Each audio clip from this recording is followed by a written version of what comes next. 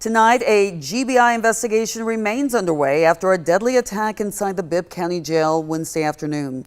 Sheriff David Davis says several inmates got into a fight. A deputy spotted inmates breaking through a sliding door to attack another group in an adjoining cell.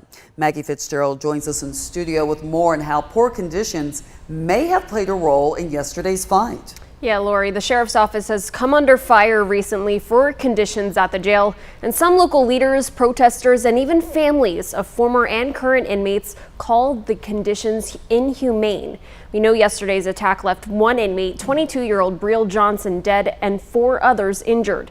Now, Sheriff Davis spoke with us just hours after it happened, and he was candid about the problems behind the bars.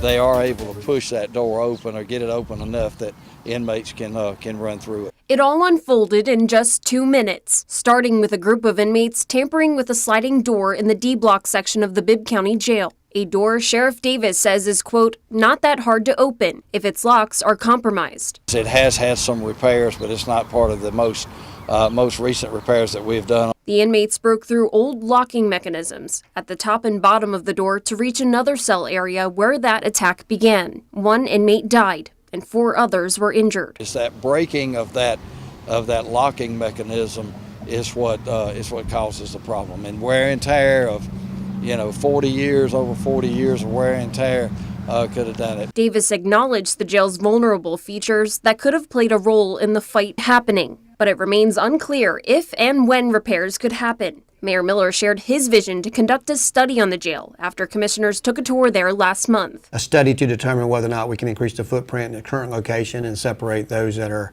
more long-term there, as well as those that have some mental incapacities.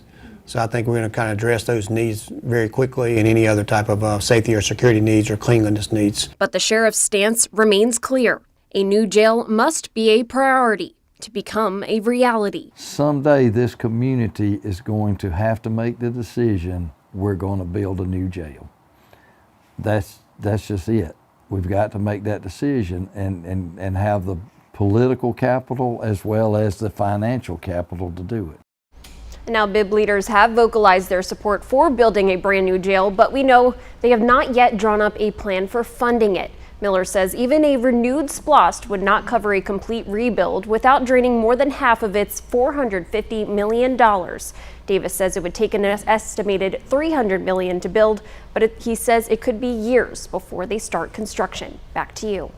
Thank you, Maggie. Mayor Miller told Maggie he plans to make an announcement about the jail next week, but did not provide any further details to us tonight.